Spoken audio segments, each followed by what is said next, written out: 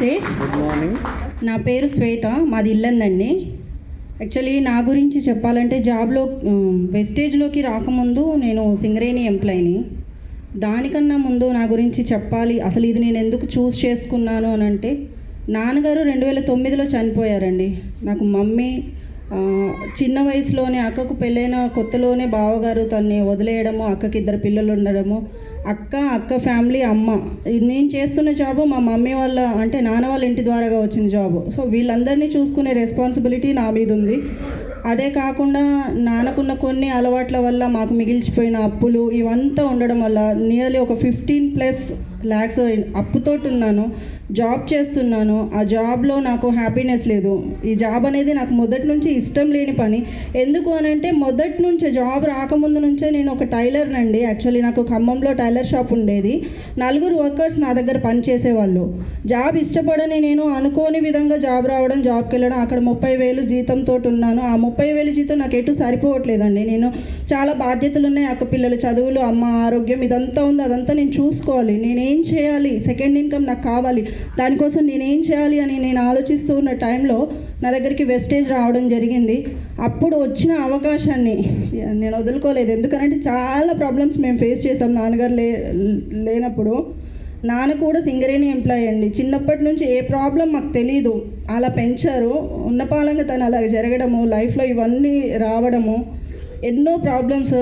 So wastage నా దగ్గరకు వచ్చినప్పుడు ఒకటే ఐడియా అయితే ఇచ్చాను, బట్ 2 months నేను వర్క్ చేయలేదు. ఎందుకనంటే జాబ్ పనికి వెళ్ళడము, టైం లేకపోవడము, అందులోనూ హెల్త్ డిపార్ట్మెంట్ అవ్వడం వల్ల 7:30కి వెళ్తే ఈవినింగ్ 6 అయ్యేది. చెయ్యాలని ఉంది, టైం లేదు. కానీ రీజన్స్ వెతుక్కోకూడదని ఏ రోజు నేను డిసైడ్ అయ్యానో, సార్ లాస్ట్ ఇయర్ ఏప్రిల్లో నా దగ్గరకు వచ్చి ప్లాన్ చెప్పారండి. ప్లాన్ చెప్తూ ఉన్నప్పుడే చాలా జాగ్రత్తగా, ఎందుకంటే ఆల్రెడీ ఇన్కమ్ కోసం నేను ఎదురు చూస్తున్నాను కాబట్టి అవకాశం నా దగ్గరకు వచ్చింది. దాన్ని నేను ఎలా ఉపయోగించుకోగలను అని నేను ఆలోచించినప్పుడు 9 ways ఇన్కమ్ చెప్పారు.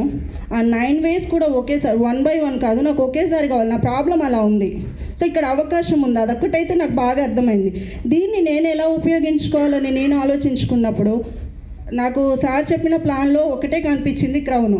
ఇక్కడైతే అన్నీ వచ్చేస్తున్నాయి, travel fund, car fund, house fund అన్నీ వచ్చేస్తున్నాయి. సో నేను త్వరగా నా ప్రాబ్లమ్స్ నేను క్లియర్ చేసుకొని బయటికి రావచ్చు అనేసి ఆలోచించి, అప్పుడు సార్ చెప్పిన ప్లాన్ని పట్టుకొని ఒకేసారి నా 6 lakhsని డైరెక్టర్స్ని చేసి ఇవాళ క్రౌన్గా మీ ముందున్నాను. అతి తక్కువ టైంలో ఉంది.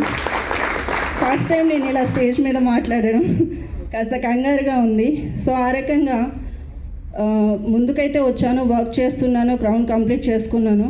సుబ్బయ్య శెట్టి సార్ గారు చెప్పినట్టుగా వర్క్ నేను ఒక్కదాన్నే చేస్తున్నానండి 6 lakhsకి. సో ఇన్కమ్ అనేది పెరగట్లేదు, పని అయితే కష్టపడుతున్నాను. ఇవాళ నాకు తెలిసి వచ్చింది నేను చేస్తున్న పొరపాట్లేందో, అవి నేను తెలుసుకున్నాను. సార్ మాటిస్తున్నాను సార్, తప్పకుండా ఈ ఇయర్ ఎండింగ్కి నేనైతే చెప్పను. ఎందుకంటే మా గురువు గారు ఎప్పుడు పని చేసేటప్పుడు ఎవరికి తెలియకూడదు, చేసి చూపించాలి అనేసి అంటారు. సో ఆ రకంగానే ఈ చిన్న గోలు, ఈ జూన్ కల్లా నేను 3+ ఇన్కమ్కి వెళ్ళాలనుకుంటున్నాను. నా టీంని పెంచాలనుకుంటున్నాను.